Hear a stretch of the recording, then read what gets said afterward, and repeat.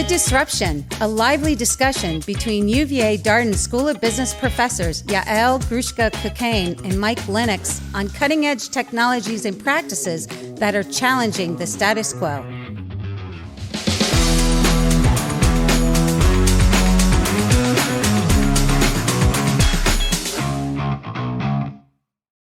Hey, Mike, how are you today? Yael, great to see you as always. I am excited about this episode today, mostly because I know that there's a lot of enthusiasm that you're going to bring to the table, because this is one of your favorite topics to talk about. What are we talking about today, Mike? We are talking about clean energy. And so this is one where maybe I can claim just a little bit of expertise. At least it's an area that I've done a lot of research and studied. I do have a book. That doesn't still make me an expert necessarily, but I do have some work that I've done in this space. But before we dive into this wonderful topic of clean energy, I did want to talk about the success we're having, the millions of listeners, of course, that we have. And I was thinking, is it time for us now to have paid sponsorships for our podcast? And Gary, our producer, informed me that that actually isn't allowed in our university setting here. So this is just pie in the sky then. If we did have a paid sponsor for Good Disruption podcast, who would you want? Who is someone, like a company, that would be exciting to you to be a backer of our podcast? Ooh, I love that question. Maybe a company of a technology that we haven't introduced yet. So like if I think about the Rivians of the world, the Teslas of the world, companies that we've talked about, OpenAI, none of those actually. As much as I admire them all, we've been talking about them at length, but I want the new and surprising technology. I want the company that the disruptor that we haven't even picked up on ourselves. So who is that? I don't know. New shoe designer that is going to reinvent the way that we think about shoes or the way that we think about clothing. There's a lot going on actually in the luxury and apparel environment. Is this AI fashion? Yes, it is AI fashion. One of my closest friends is a designer in one of these companies that is working on both 3D printed garments and just the next evolution of apparel. So you are very fashionable. I am not. So I could totally use like ChatGPT for fashion. Right? There you go. There you go. Ask it, what should I wear today? Yep. And if it could give me the answer, that would be awesome. Well, fashion is something that you can't necessarily, recreate from historical data. So, maybe this is an area where ChatGPT is going to have to stay on its feet a little bit. Well, I'm going to question that premise, but you know what? This already sounds like another podcast. So let's go back to the question at hand, which is clean energy. Yeah, tell me why you're so passionate about it before we dig into your definitions and everything that you're going to kind of help us understand. Where does the passion come from? Why are you so excited about it? Well, I guess, there's been a long-standing passion personally about environmental issues and the interface between markets and the sustainability challenges of mine. This goes back 30 years for me. So I think where we stand today, especially as it relates to climate change, this is mission critical.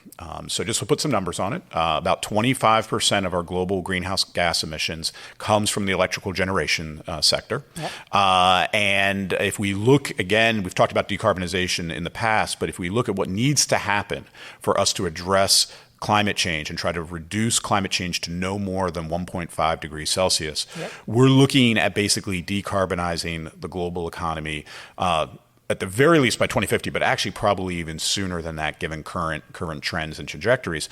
Electricity is obviously a big contributor, but it's even more important than that because the solution for decarbonization in other sectors, as we've discussed with electric vehicles, transportation, the built environment, is typically to electrify. Right. So we're looking to turn more fossil fuel burning sources to electrification, and then we need to decarbonize electrification. Right. So clean energy is at the heart of our decarbonization challenge. Thank you so much. It's fascinating, and it's so important and so critical to the world that we live in today. And the question of climate change and making for a better future is just on top of mind for so many people around us. But hasn't this disruption already happened? Like the wave of clean energy has been big and been invested in for over a decade or 2 decades now. Even further, I would say. Okay, but I mean, I think You're absolutely correct that I think we are in the midst of a transition, a technology transition. Right, like 30%, what are we talking about? 30% of the global electricity is basically generated by renewable energy? Is that about right? That is correct, that we want to be careful because a large portion of that, or at least a significant portion, is hydro, which you could argue is the original renewable clean energy and goes back hundreds of years or 100 years. But the real story is around solar and wind and what's happened over the last 2 decades plus here. And so what we've seen is a massive decrease in the cost of producing solar and wind to the point right now in many applications, if not most applications, solar and wind are actually the low-cost technology for generating electricity, which I think is a story that is getting out there but is not fully appreciated at this point. And so as a result, if you look in the United States, when we look at new generation coming online, just this past year, wind and solar accounted for 41% and 36% of new capacity being generated here. And that's interesting because just a couple years ago, natural gas-fired capacity was a significant source of new energy capacity on the grid in the U.S., and that's beginning to shrink and being basically replaced by solar and wind.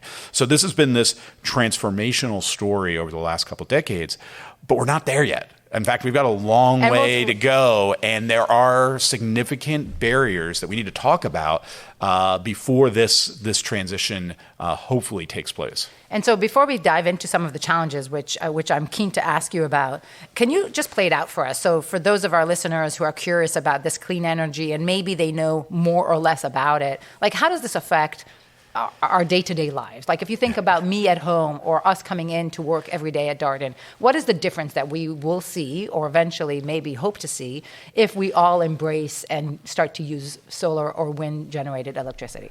So it's interesting. You think about the output. This is electricity. Most of us have no sense of where our electricity comes from, how it's generated. Historically, again, there are sources like hydro. There are sources like coal, which has been a huge generator historically for electricity. A little bit of oil, but not as much as you might think. Oil is obviously used for transportation and other uses, but not necessarily for electrical production in high volume these days. But then natural gas as being another, and of course nuclear as another that's been around for at least a half century now. And so for the average consumer, you probably don't know how your electricity is produced. What's exciting about the trajectories we're on, I think there's a future where we could be looking at incredibly low-cost energy, like low-cost electricity. So my monthly bill to the electric company will go down. It could go down. And that's an exciting future, and really a future that we've been living the past century. And lots of arguments that some of the economic growth we've seen has been because of the reduction in energy costs that we've seen, and that this might be the next step in achieving those reductions.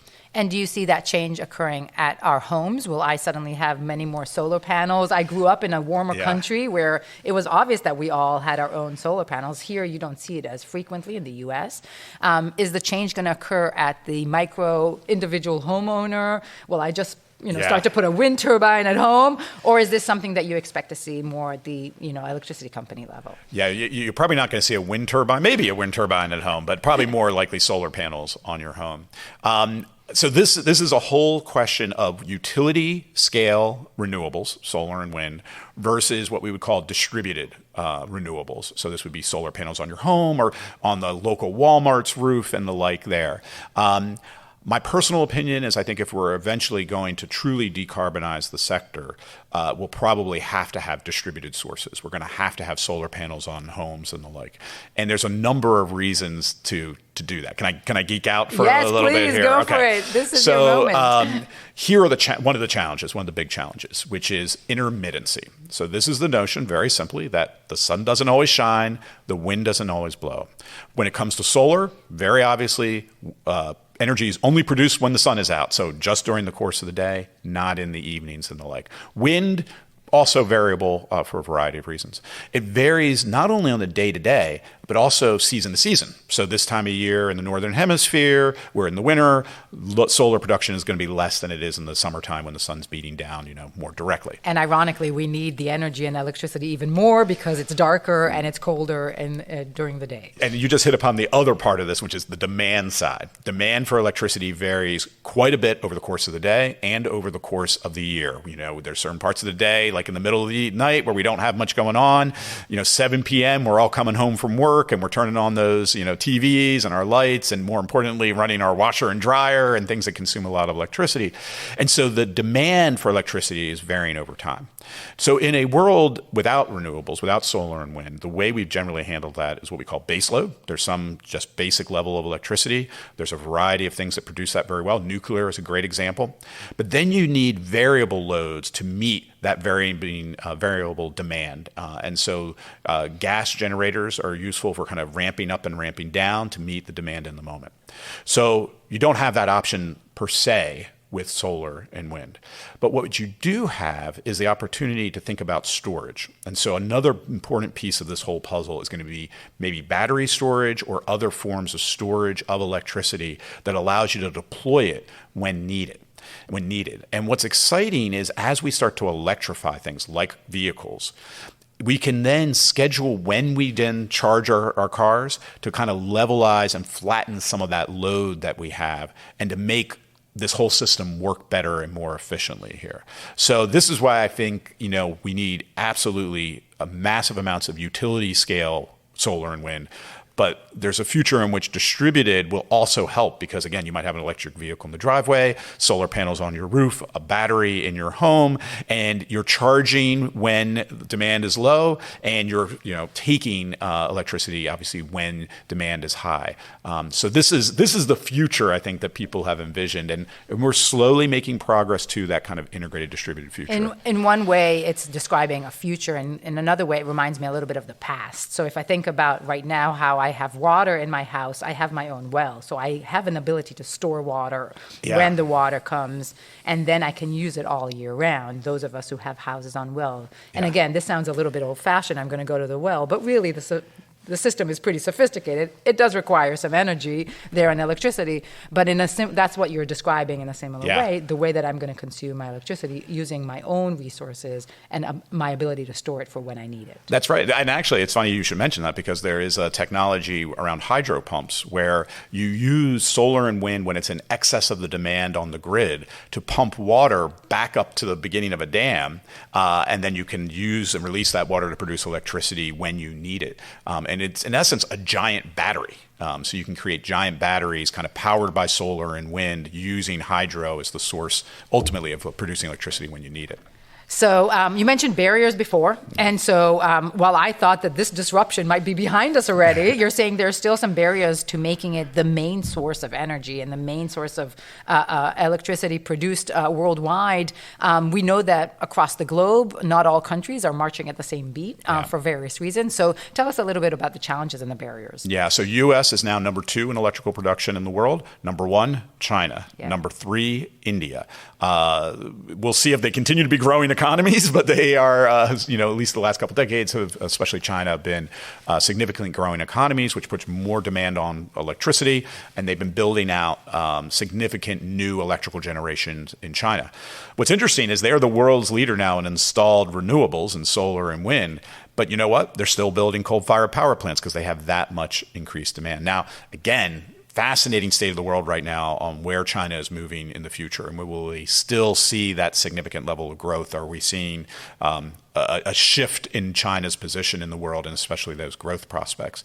But again, if we're going to decarbonize, it's not what the U.S. does, it's what these other countries do as well. And so what are some things that are preventing them from investing all of their growth in renewables? Yeah, well, again, I mentioned the intermittency problem and the need for storage that goes along with that. But you think about just the significant capital investments to build out solar fields and wind farms, and we can talk about offshore wind and the like. This is a massive capital investment that needs to take place.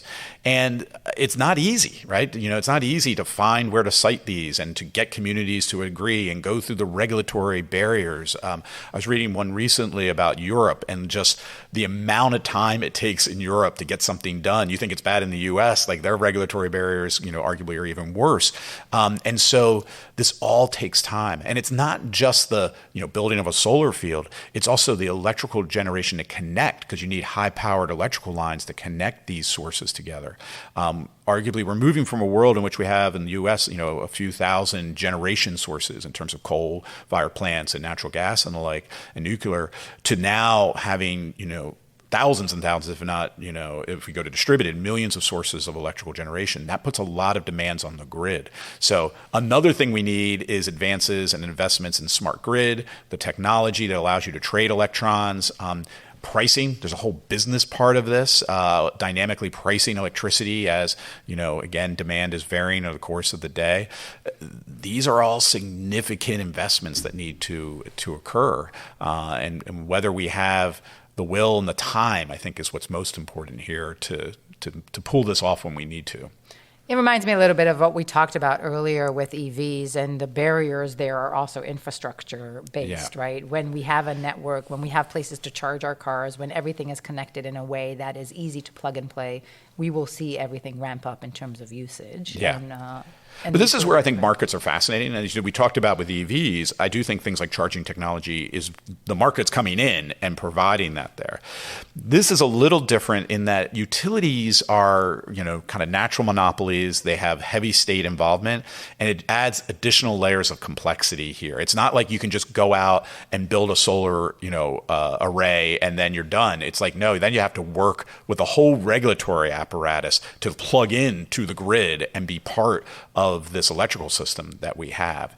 And so in many ways, there's just even more barriers to kind of building out what we need than we see in the EV charging world. Because we're relying more on large companies and corporations and not necessarily on the individual consumers to play it out. Maybe. I mean, in some ways, I could argue that might make it easier. But again, it's that regulatory environment. And, who sets price, right? This isn't a completely open market. There are regulators who actually set prices in electrical markets. So you have to deal with those. And so these are the complexities in the electrical generation sector that we don't see in a lot of other sectors. And is it surely the authorities and the regulators also have incentive to move to a world with clean energy, or at least we would like to think that they do? What would be some barriers at their level? Is it political? Are we going to end up talking about the political tension here? I think it is political. I mean, I think there's also reliability is very important on our grid, and not, that's very important. And then cost, right? And so, again, if the cost of the electricity produced in this integrated system is going to be incredibly low, but you've got to have a huge fixed cost. So it's a classic high fixed cost, low variable cost versus fossil fuels, where they're also still a high capital expenditure, but there's also the fuel cost, right? So the nice thing is, the wind and the sun don't cost anything. Right. So the fuel costs are high, but those are deferred, right? They're not all assumed up front. And so as a result, there's challenges of like who pays when, right? Do you charge all your customers now for a significant capital investment that, will have even a positive ROI? How do you spread that out? These are all the questions that, the regulators and the like have to deal with. So it's a cash flow problem. It's a cash flow problem, which is fascinating from a business perspective. Yeah. Tell me of more barriers or, we like to come, eventually we're going to conclude today, good disruption, bad disruption, or no disruption. Yeah. Folks that are thinking about bad disruption, what is on their mind? Are there side effects that we're not talking about? And I'm going to be pushing you because I know that you're a big fan, in favor. You might know what my answer is going to be already. Right.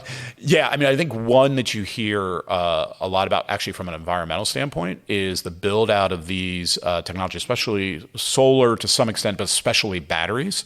There's nasty stuff, and you've got to mine for rare earth minerals and the like, and those are going to create other environmental challenges arguably here. There's definitely worries about the supply chain, whether we have sufficient production. What about equity and access? Exactly. And I think there's, like I said, geopolitical. So some of the pieces of the supply chain are dominated, for example, by China. Lithium is actually an abundant resource kind of spread throughout the world. There's lots of opportunities for mining lithium. Lithium production to put into batteries is like owned by China right now. And so there's parts of that supply chain that reside in certain locations. And there are obviously those who are concerned what that means from a geopolitical risk standpoint. If we look at the Inflation Reduction Act that came out of the United States, a lot of the incentives require production basically not in China. And so they're trying to incentivize other markets to build out the supply chain for this. And at one level, I'm optimistic because I think this is where markets are so powerful. When you get the incentives aligned, the markets will come in. But time again, right? It's going to take some time. You don't just stand up a mine to mine rare earth metals overnight. And time is of the essence here. And it's interesting because we're seeing this play out when it comes to oil and gas companies around the world. Yeah. Everything from the war right now in Europe between Ukraine and Russia, and just in general for generations, the power focals around the world that had to do with producing gas and oil played out interestingly on the progression of the field in general. No, and I think this is, again, one of those complexities. I'm actually doing some, and I won't geek out on this, but some modeling work right now on learning curves. And we talk about what we call contemporaneous uncertainty, which is just academic speak for variability in prices that we see in input factors, right? So the fact that like Russia invades Ukraine and natural gas prices and oil prices skyrocket as a result, well, that affects your choice of whether you build a natural gas plant or a renewable plant, right? And in many ways, that variability ultimately might actually incentivize some of this because companies and supply chains are looking like resilience is going to become important here. And we don't want to be subject to this variability that we see in fossil fuel markets. Solar and wind are pretty predictable once you kind of build them out, like what's it going to cost to continue to produce. So there's some risk aversion here that's driving towards renewables as well, which again is a positive if you think this is a good transition. It's still going to depend geographically to some degree on where you are around the globe. Absolutely. Well, look, I think we've pretty much exhausted all of my knowledge here. I think it's time to bring in an expert. I'm sure that there was more there if I dug in deeper. I think, again, I've probably misspoken about 100 things already, but it is time to bring in an expert. And we're really excited to have Sandy Reisky with us. Sandy is a true pioneer in this field. He started Greenlight Power back in 2000, a wind company, utility scale wind company. He sold that to BP Alternative Energy in 2006, turned right around and started another renewable energy company, Apex Clean Energy. Apex plays now in a variety of different spaces, wind, solar, also batteries, and also kind of hydrogen and clean fuel production, which we could geek out on. There's a whole bunch of things that this becomes really important for industrial uses, air travel and the like, potentially here. So Sandy, thank you so much for joining us here. And maybe to kick things off, can you just tell us a little bit of how you got started in 2000? Because that wasn't a time where this was, I would argue, a hot industry. So what led you to start in this renewable energy space? Getting started in the clean energy sector in 2000, really for me, it was a career pivot. I was interested in sort of aligning my values and the ambition to have sort of an impact in my career.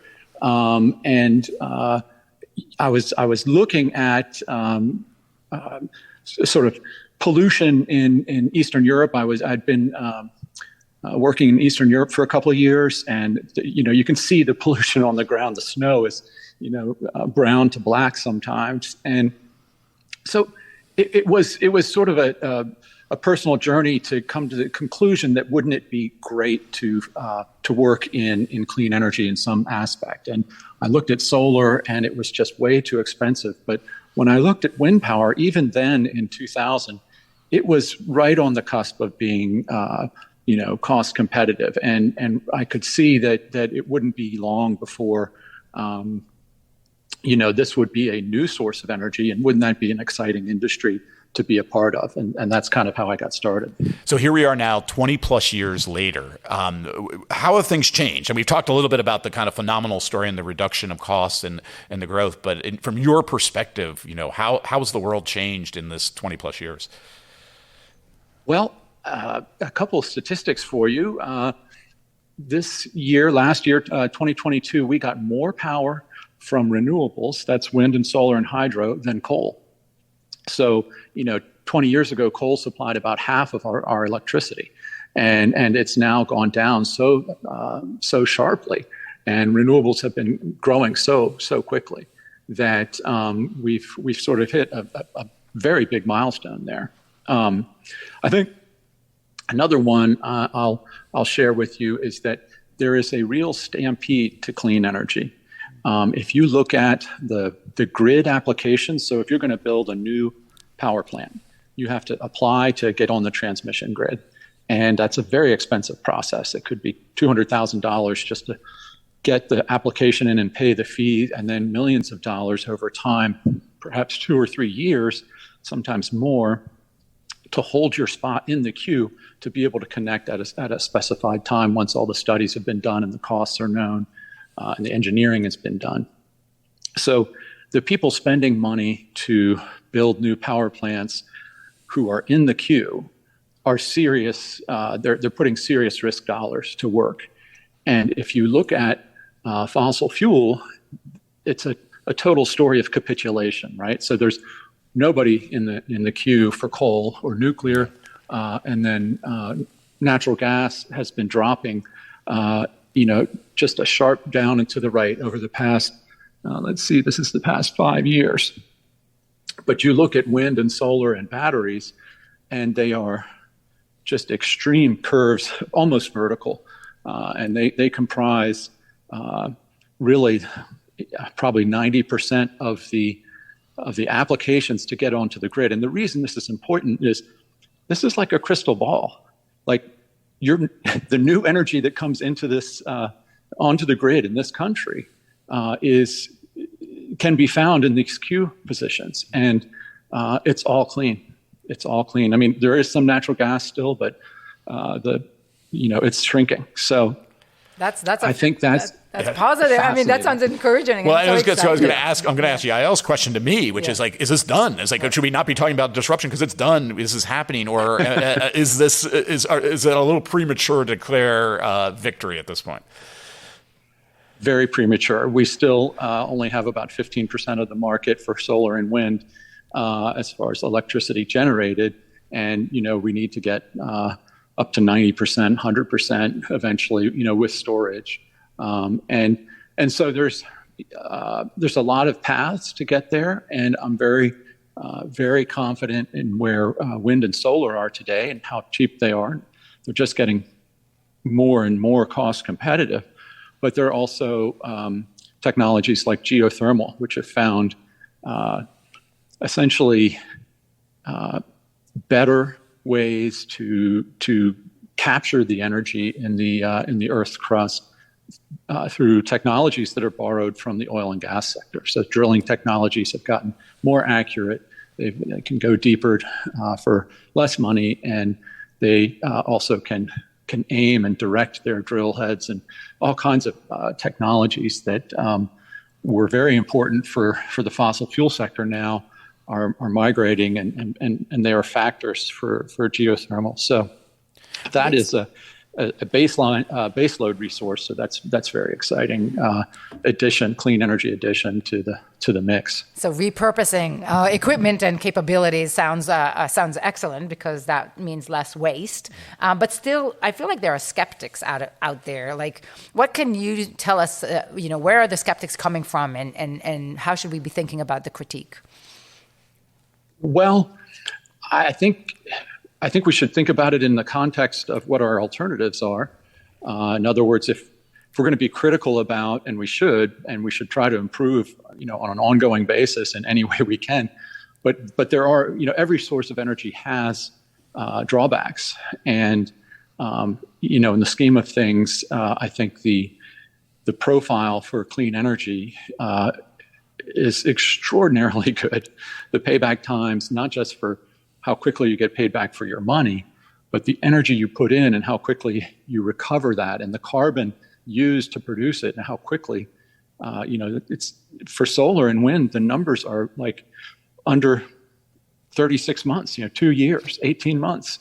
It really depends whether you're producing in the Sahara Desert where you get so much more resource, or whether you're in a place like Maine. The payback will be slower in a place like Maine, but you still are overcoming all of the burdens that you've put yourself through to get those installations up and running, whether it's money spent or energy spent or carbon emissions. All of those are quickly recovered, and that's wildly unusual. It's actually a bit of a miracle. We talk a lot about S-curves on this podcast and technology S-curves. And I do think it's hard often for people to fully appreciate what they mean and how that you can get to these dramatic improvement cycles that can just, again, radically change the economics here. I'm curious, as something we touched upon just briefly around the Inflation Reduction Act, but more broadly, kind of changing geopolitical tendencies towards supply chains, and in particular China in the U.S. As a business person in this space, who I imagine a lot of the solar panels you purchase probably come from China, what are your thinkings about the trade issues that are starting to play out here? Is this going to be a huge barrier to adoption, or is this not going to make a big difference at the end of the day? It's a bit of both. In the near term, it's absolutely been problematic, and markets are still nascent in the scheme of things. These are emerging industries compared to the incumbent industries. And you can look back at the fossil fuel sector, generally speaking, and there's a history of these types of real concerns about supply and the cost of fossil fuels.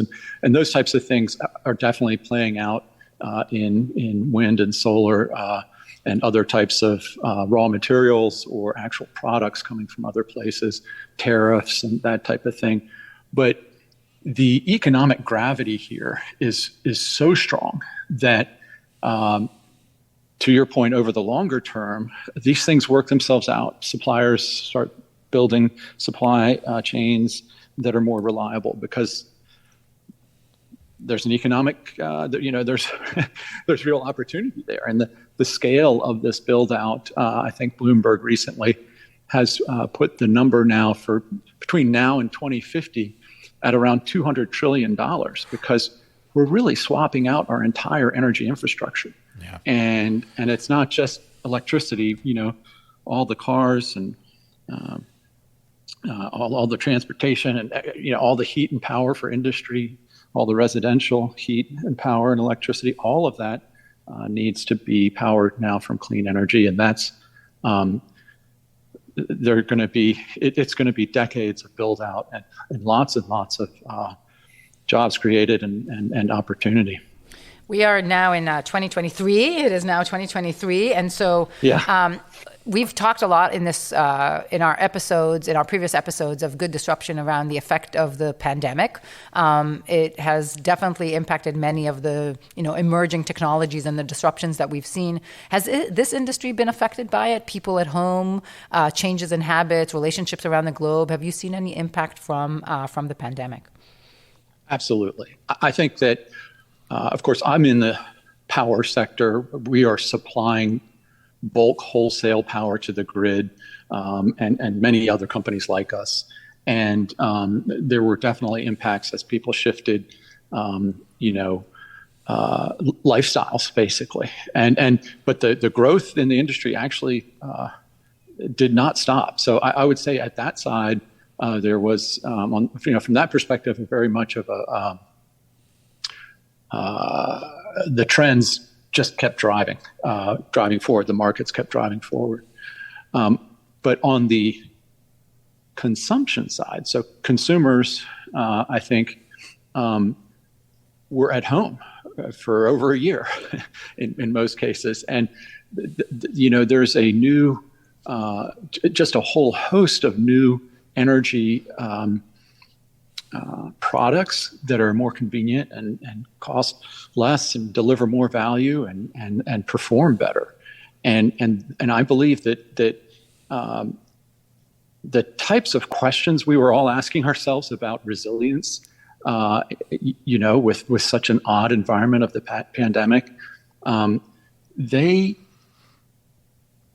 people really had the chance to explore. And so sales of solar panels, for example, for the resiliency standpoint and many other standpoints, were higher.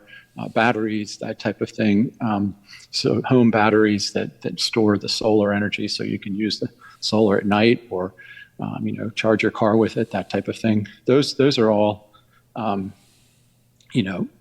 been growing quickly and through the pandemic. Yeah, I recently actually adopted solar panels and a wall battery at my home, and I could justify it to my wife mainly for the resiliency piece, and because the alternative would have been to buy a natural gas generator or a propane generator, and that had an expense associated with it too. So we decided if we're going to make the big jump, let's do it with the clean option. I won't tell you what I bought. Actually, while we're on that topic, Sandy, I know your work has really been on the utility scale, but I'm curious, what are your thoughts on the distributed side, distributed home solar and the like? How does that fit in the puzzle, do you think? I think it's there's a very big barrier right now with consumer understanding of the energy transition generally, and it's going to change quickly, right? So all change sort of seems to happen slowly, like molasses, and then all at once. And I think we're approaching the second half of that. So there is an opportunity here for consumers to be really empowered to make choices that they never had before, right? So if I was a person concerned about clean energy, 10 years ago, there's no option to ask your utility for it or, get Congress to pass a bill or anything. Consumers just didn't have those choices. And today, as you all know, of course, starting with electric cars, so much more convenience. You don't have to tank them up. You never go to a gas station anymore. They perform so much better. You save money on operating costs.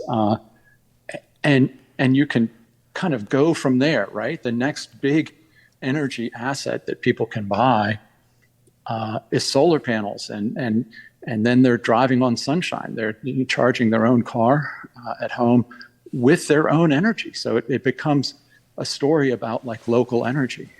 It's, I get my tomatoes from the garden, I get my water from the well, and I get my energy from the roof.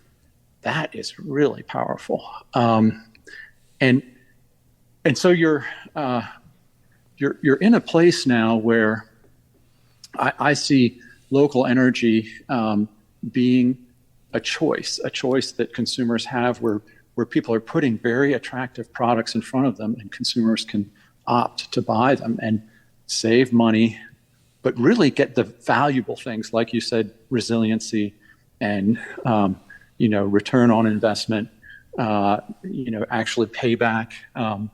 There's new functionality. For example, you can, with a new Ford F-150 Lightning, you can charge your house from, between 3 to 10 days, depending on how big your house is, how much energy user you are. But these cars have very, very large batteries on them. And you could see a scenario where in a power outage in a neighborhood or something, you might use your own solar panels for a while, and you might use your own batteries. But if it's cloudy for a week and your solar panels and batteries aren't keeping up, you can drive your Ford to a charging station in town, charge up and come back and keep your house running until it gets sunny again. And so the added functionality, it's kind of like going from a landline to a cell phone. So much more functionality. The people developing these technologies are full of good ideas, including, I'll just mention one more, the concept of a virtual power plant. People who have made these investments can actually get paid by the grid for being responsive to what the grid needs. So, for example, if it's a very high usage day and the grid needs more power, and so power plants are turning on and the power grid is straining to keep up, they can also send an electronic signal that automatically, for people that are hooked up this way, will be able to modify how your car is charging, maybe slow down the charging or just stop it for an hour or two, or whether your water heater is running or whether your thermostat is at full blast. So these are called distributed energy resources.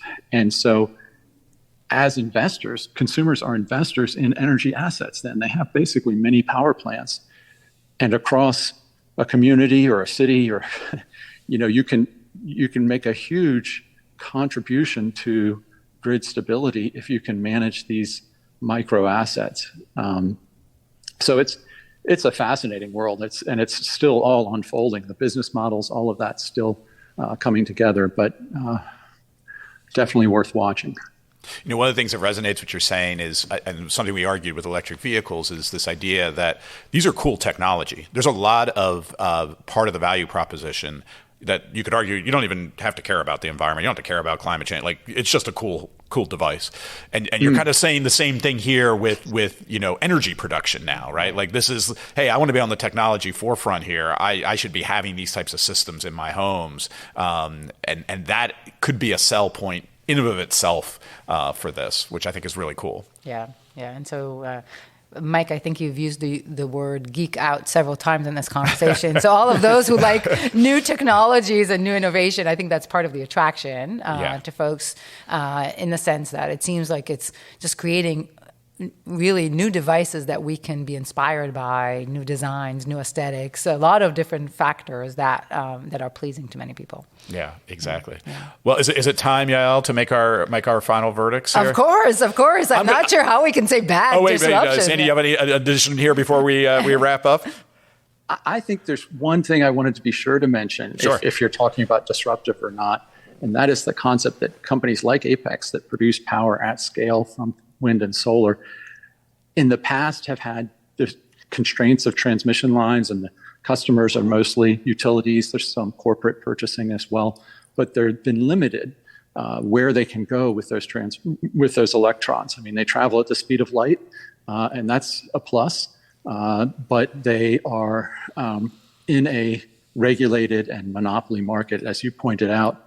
And what's profound now, what's really exciting, is that people are producing fuels from electricity, hydrogen in particular, which can then be used to make as a precursor for ammonia, fertilizer, and all kinds of things. But hydrogen fuel is a new path to market, and it's unregulated market with free market prices, a global market, a commodity, global commodity, and so the new thing here is that there's a convergence of the power industry, so electricity, with the fuel industry.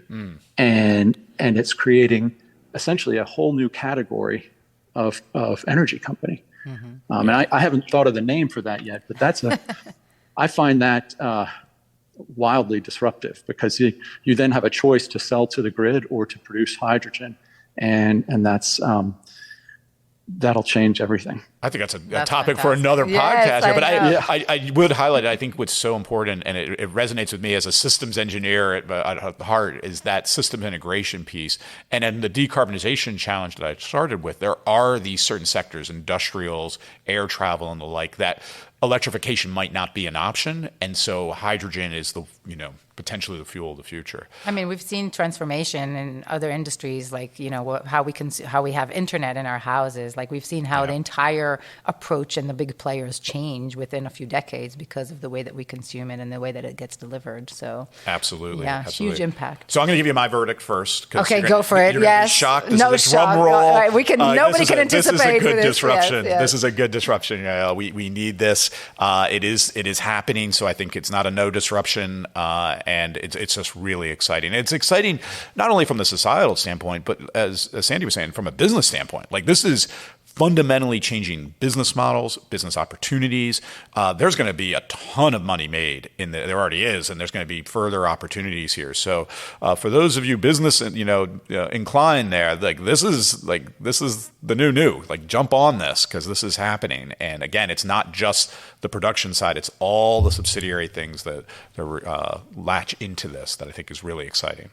Yeah, and I tend to agree that it's a good disruption. Arguably, it's already happening. And with all the investment and all the money and all the proven technology there, I think that it's already playing out, as we heard. So some of this has already occurred, and it will continue to maybe play out in reality. But the disruption has, in my mind, already kind of taken place. I do think that there's going to be things that we're going to have to keep our eye on. We need scientists to study some of the effects and some of the environmental concerns that we haven't identified yet to be ready for the next wave, for sure, whatever that is. As with all new technology and new way of living, there's going to be other opportunities to invest and continue to improve. So it's not without hesitation. And I totally agree. I think that's the history of technology, and it's very hard to avoid altogether. I think when we talked to electric vehicles, I mentioned that the automobile, the internal combustion engine, was viewed as an environmental good because it was replacing horses and the manure they produced. Similarly, even the adoption of coal for the production of a number of things was replacing, in some cases, biomass, like cutting down trees, which also had a huge environmental impact. So I think you're right. We have to keep our eye on the impacts these new technologies will have. But that's a subject for a future in 100 years. That's our kids' problem. That's our kids' podcast that they're going to have to deal with. Well, Yael, as always, a joy to talk with you about these topics. Again, thank you so much, Sandy, for your time and participating with us. As always, thank you to Gary, our producer, to Becky, our chief researcher, and of course, Mark Wahlberg for all the ways he supports our podcast. Thank you all.